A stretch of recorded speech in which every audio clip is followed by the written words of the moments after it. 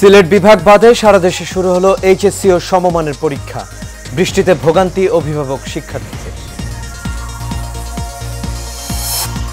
জাতীয় সংসদে পাশ হলো 2024-25 অর্থ বছরের 7,97,000 কোটি টাকার বাজেট, নেই বড় পরিবর্তন।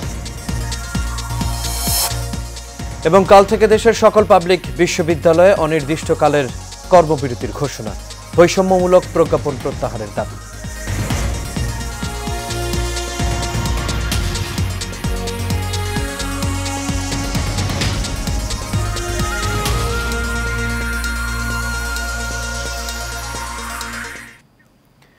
সবাইকে স্বাগত এশিয়ান প্রাইম নিউজে। দর্শক, পুরো সংবাদ জুড়ে আপনাদের সঙ্গে আছি আমি আনোয়ার রাজা। তখন শুনছিলেন বিআরবি কেবল ইন্ডাস্ট্রিজ লিমিটেড সংবাদ শিরোনাম। এবার চলে যাচ্ছি পুরো খবরে।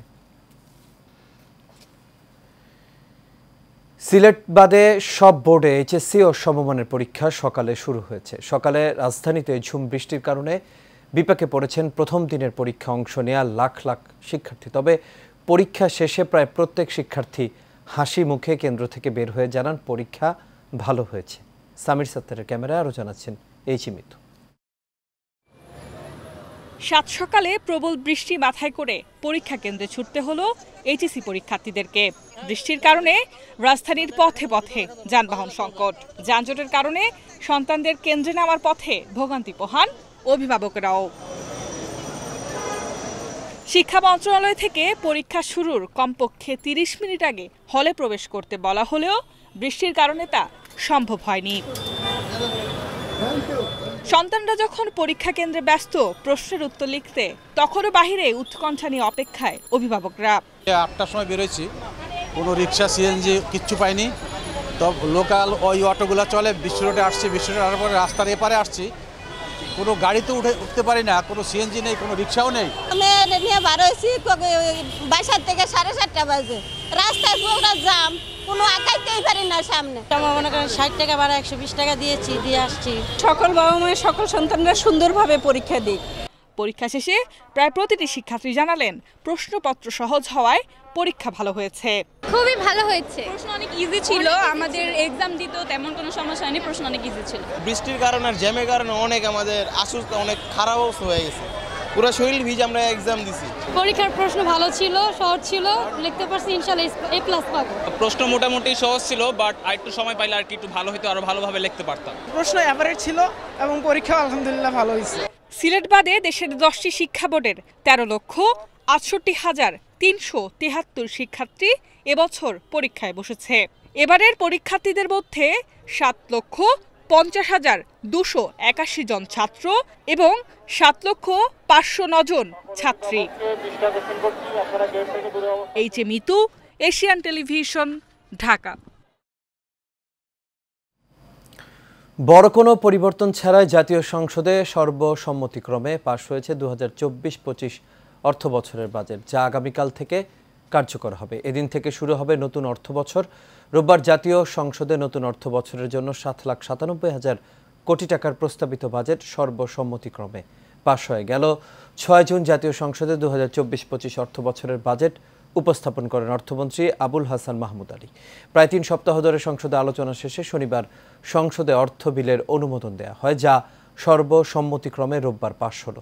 ব্যাপক আলোচনা সমালোচনার পরও এবারের বাজেটে সুযোগ রাখা হয়েছে 15% কর দিয়ে কালো টাকা সাদা করার পাশাপাশি করদাতাদের সর্বোচ্চ কর হার 25%ই থাকল।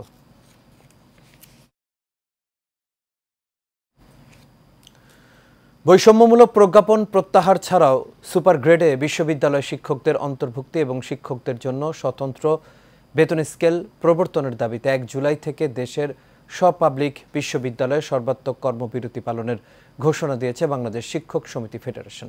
দাবি আদায় না হওয়া পর্যন্ত এই কর্মসূচি চলমান থাকবে বলেও জানিয়েছেন শিক্ষক নেতারা। রোববার ঢাকা বিশ্ববিদ্যালয়ের কলা অনুষদে আয়োজিত এক সংবাদ সম্মেলনে এই ঘোষণা দেওয়া হয়। সংবাদ সম্মেলনে লিখিত বক্তব্যে শিক্ষক সমিতি ফেডারেশনের মহাসচিব অধ্যাপক ডক্টর নিজামুল হক ভূঁইয়া বলেন, পেনশন সংক্রান্ত বৈষম্যমূলক প্রজ্ঞাপন প্রত্যাহার, সুপার গ্রেডে বিশ্ববিদ্যালয় শিক্ষকদের অন্তর্ভুক্তি এবং শিক্ষকদের জন্য স্বতন্ত্র বেতন স্কেল প্রবর্তনের দাবিতে বাংলাদেশ বিশ্ববিদ্যালয় শিক্ষক সমিতি ফেডারেশন 3 মাসেরও বেশি সময় ধরে বিভিন্ন শান্তিপূর্ণ কর্মসূচি পালন করে আসছে।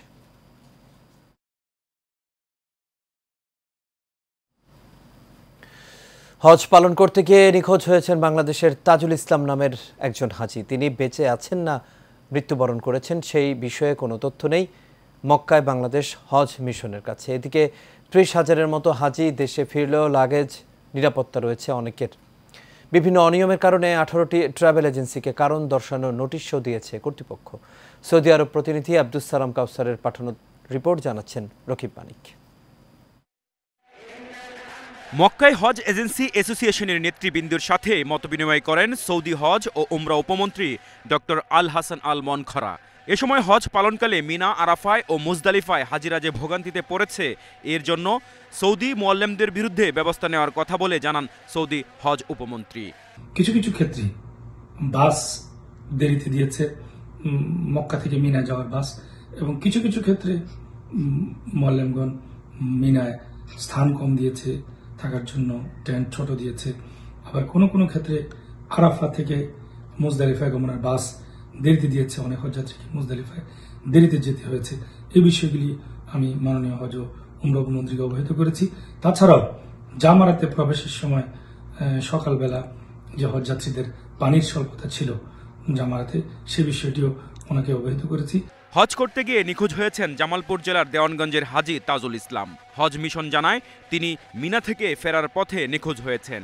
এই ধরনের কার্যক্রমের জন্য তাদের বিরুদ্ধে ইতিমধ্যে থানায় সাধারণ ডায়েরি করা হয়েছে। আমরা দেশে ফেরার পরে তাদের বিষয়টি আরও তদন্ত করে তাদের বিরুদ্ধে আমরা প্রয়োজনীয় আইনানুগ ব্যবস্থা গ্রহণ করব। এদিকে খেদমা তাকোয়া ও জিলহজ ট্রাভেলস এজেন্সির বিরুদ্ধে নেশাজাতীয় দ্রব্য পাচারের অভিযোগ উঠেছে। এছাড়া বিভিন্ন অভিযোগের কারণে বারাকাত ট্রাভেলস সহ 18 এজেন্সির বিরুদ্ধে ব্যবস্থা নিচ্ছে কর্তৃপক্ষ। রকিব মানিক, এশিয়ান টেলিভিশন, ঢাকা। জমকালো আয়োজনের মধ্য দিয়ে বঙ্গবন্ধু সৈনিক লীগের কিশোরগঞ্জ জেলা শাখার পরিচিতি ও আলোচনা সভা অনুষ্ঠিত হয়েছে। শহরের শহীদ সৈয়দ নজরুল ইসলাম চত্বরে এই সভা অনুষ্ঠিত হয়। অনুষ্ঠানের উদ্বোধন করেন বঙ্গবন্ধু সৈনিক লীগের কেন্দ্রীয় কমিটির সভাপতি বীর মুক্তিযোদ্ধা আলহাজ মোহাম্মদ হারুনুর রশিদ সিএপি। সভায় প্রধান অতিথি হিসেবে উপস্থিত ছিলেন কিশোরগঞ্জ জেলা আওয়ামী লীগের সভাপতি অ্যাডভোকেট জিল্লুর রহমান। শহীদুল হক জীবনের ক্যামেরায় কিশোরগঞ্জ প্রতিনিধি হাফিজুর রহমানকে সাথে নিয়ে আরও জানাচ্ছেন বাতেন বিপ্লব। সকাল থেকেই বিভিন্ন উপজেলা থেকে বঙ্গবন্ধু সৈনিক লীগের নেতাকর্মীরা মিছিল নিয়ে অনুষ্ঠানে জড়ো হয়। কিশোরগঞ্জ জেলা বঙ্গবন্ধু সৈনিক লীগের সভাপতি ফরিদ মিয়ার সভাপতিত্বে প্রধান অতিথি হিসেবে উপস্থিত ছিলেন কিশোরগঞ্জ জেলা আওয়ামী লীগের সভাপতি ও জেলা পরিষদ চেয়ারম্যান অ্যাডভোকেট জিল্লুর রহমান। আলোচনা সভায় উদ্বোধক হিসেবে উপস্থিত ছিলেন বঙ্গবন্ধু সৈনিক লীগের সংগ্রামী কেন্দ্রীয় সভাপতি বীর মুক্তিযোদ্ধা আলহাজ হারুনুর রশিদ সিআইপি। এ সময় তিনি বলেন, শেখ হাসিনার হাতকে শক্তিশালী করতে তিনি বঙ্গবন্ধু সৈনিক লীগের নেতাকর্মীদের সাথে নিয়ে সব সময় মাঠে প্রস্তুত রয়েছেন। মাননীয় প্রধানমন্ত্রীর আদর্শকে মানা আর গরিবের পিছনে আমাদের থাকা, তাদেরকে সহযোগিতা করা, তাদেরকে অন্যায়কে আমরা প্রশ্রয় দেব না। আল্লাহর রহমতে আপনারা যে কোনো অন্যায় পাইলে প্রশাসনের কাছে বলবেন, আওয়ামী লীগের নেতা আছে তাদের কাছে বলবেন, আপনারা বলবেন, থানায় যাবেন। অন্যায় যে করবে তাকে রক্ষা দিবেন না। অন্যায়ের পথে বাংলাদেশে অনেক মাননীয় প্রধানমন্ত্রী বলে দিয়েছে, আমার দেশে কোনো রকম যেন অন্যায় কাজ কেউ করতে না পারে, সেজন্য সকলেরই প্রস্তুত থাকার জন্য বলছে। আমিও বলি বঙ্গবন্ধু সৈনিক লীগের সকলকে আপনারা প্রস্তুত থাকবেন। প্রধান অতিথির বক্তব্যে অ্যাডভোকেট জিল্লুর রহমান বঙ্গবন্ধু সৈনিক লীগকে সহযোদ্ধা হিসেবে ভূয়সী প্রশংসা করেন। হারুন ভাইকে আবারও আমি বলি, তা আপনি সত্যিকার অর্থে আপনারা সৈনিক লীগ করে আসছেন এবং সৈনিক লীগ একটি ফোর্স, আমরা বলি এটা আওয়ামী লীগের একটা ফোর্স, অক্সিলারি ফোর্স হিসেবে দায়িত্ব পালন করবে। আর একটা ব্যাপার আপনাকে বলবো যে আপনারা কেন্দ্রীয় নেতৃবৃন্দের সাথে আলোচনা করে আপনাদের শ্রমিক লীগটাকে আমাদের অঙ্গ সংগঠনে নিয়ে নেবেন। অনুষ্ঠানে অন্যান্যের মাঝে উপস্থিত ছিলেন কেন্দ্রীয় কমিটির সহসভাপতি অ্যাডভোকেট শওকত আলম, যুগ্ম সাধারণ সম্পাদক শাহ রেজাউল মাহমুদ, সাংগঠনিক সম্পাদক সোহেল রানা, কিশোরগঞ্জ কৃষক লীগের সদস্য আলমগীর হোসেন সহ আওয়ামী লীগের বিভিন্ন অঙ্গ ও সহযোগী সংগঠনের নেতৃবৃন্দ। অনুষ্ঠান সঞ্চালনায় ছিলেন জেলা বঙ্গবন্ধু সৈনিক লীগের সাধারণ সম্পাদক তানজিম হায়দার তুষার। সভাপতি তার কমিটি দেওয়ার এখতিয়ার রাখেন। বাতেন বিপ্লব, এশিয়ান টেলিভিশন, ঢাকা।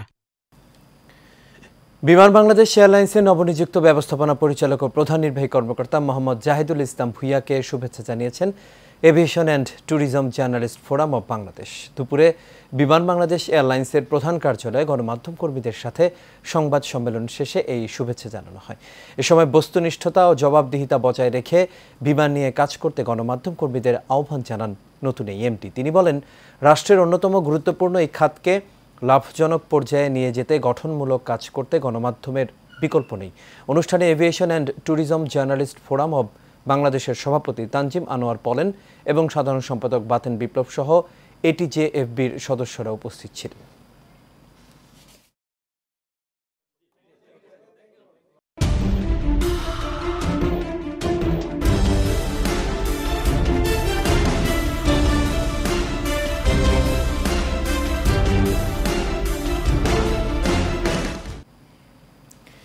এবার সারা বাংলার খবর। গাজীপুরের কালীগঞ্জে আওয়ামী লীগের ৭৫তম প্রতিষ্ঠা বার্ষিকী উদযাপন উপলক্ষে আনন্দ র্যালি ও আলোচনা সভা অনুষ্ঠিত হয়েছে। সকালে গাজীপুর ৫ আসনের সংসদ সদস্য বীর মুক্তিযোদ্ধা আখতারুজ্জামানের নেতৃত্বে প্রায় ৩০০ মোটরসাইকেল ও শতাধিক গাড়ি নিয়ে একটি আনন্দ র্যালি বের হয়। পরে বাঘুন উচ্চ বিদ্যালয় মাঠে আলোচনা সভা হয়। উপজেলা আওয়ামী লীগের সহসভাপতি শরীফুল ইসলাম তরুণের সভাপতিত্বে ও সাধারণ সম্পাদক মোহাম্মদ শফিকুল ইসলাম সবুজের সঞ্চালনায় এতে বক্তব্য রাখেন অ্যাডভোকেট আশরাফি মেহেদি হাসান, তুমলিয়া ইউনিয়ন পরিষদের চেয়ারম্যান মোহাম্মদ আবু বকর মিয়া সহ আরও অনেকেই।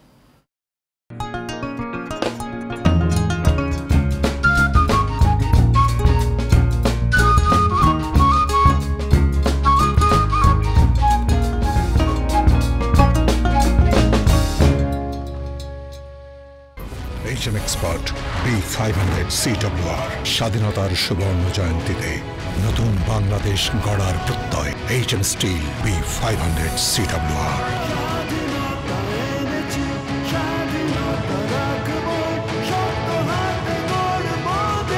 HM steel. চতুর্থ দিনেও চট্টগ্রাম মহানগর যুবলীগের আওতাধীন ৪৪টি সাংগঠনিক ওয়ার্ডের নেতাকর্মীদের মাঝে ফর্ম বিতরণ কার্যক্রম চলছে। চতুর্থ দিনের কার্যক্রম পরিদর্শনে আসেন চট্টগ্রাম মহানগর আওয়ামী লীগের সাধারণ সম্পাদক সাবেক সিটি মেয়র আলহাজ আজম নাসির উদ্দিন, সাবেক এমপি নোমান আল মাহমুদ উপস্থিত ছিলেন। এ সময় আরও উপস্থিত ছিলেন আওয়ামী লীগ নেতা সফর আলী, বেলায়েত হোসেন খান, যুবলীগের সভাপতি মাহাবুল হক সুমন, সাধারণ সম্পাদক দিদারুল আলম দিদার, সহ সভাপতি হেলাল উদ্দিন আরশাদ হোসেন সহ আরও অনেকেই।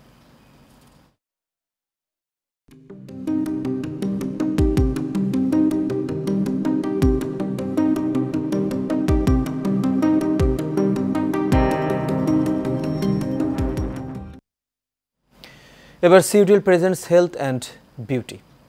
ডেঙ্গু এখন সারা বছরের রোগে পরিণত হয়েছে। গেল বছরের এই সময়ের তুলনায় চলতি বছরে ডেঙ্গুতে মৃত্যুর হার এবং হাসপাতালে ভর্তি দ্বিগুণেরও বেশি। অন্যদিকে ডেঙ্গু রোগীর চিকিৎসার জন্য বাংলাদেশ এখন যথেষ্ট দক্ষ। বিস্তারিত দেখুন রিপোর্টে। স্বাস্থ্য অধিদপ্তরের তথ্য অনুযায়ী গত বছরের প্রথম ৩ মাসে ডেঙ্গুতে মৃত্যু হয়েছে ৯ জনের।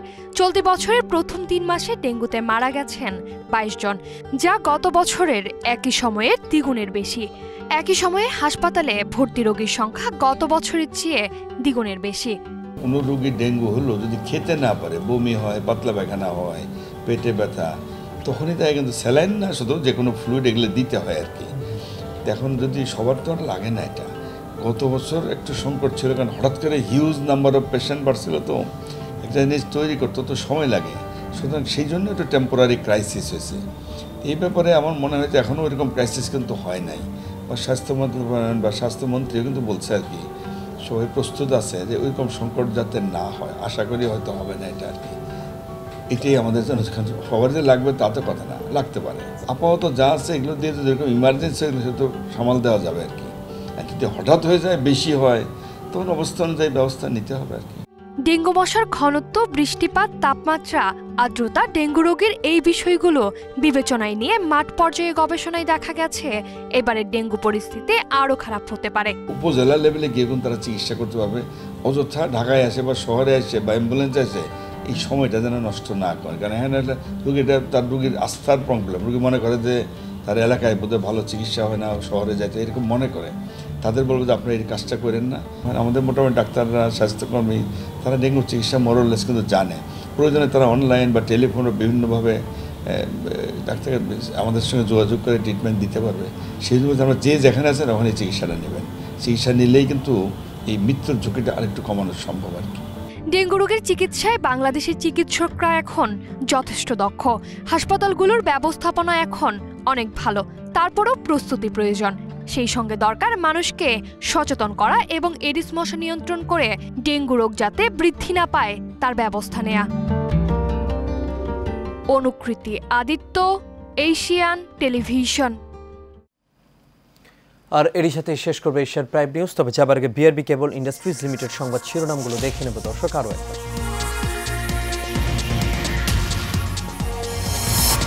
সিলেট বিভাগ বাদে সারা দেশে শুরু হলো এইচএসসি ও সমমানের পরীক্ষা। বৃষ্টিতে ভোগান্তি অভিভাবক শিক্ষার্থীদের।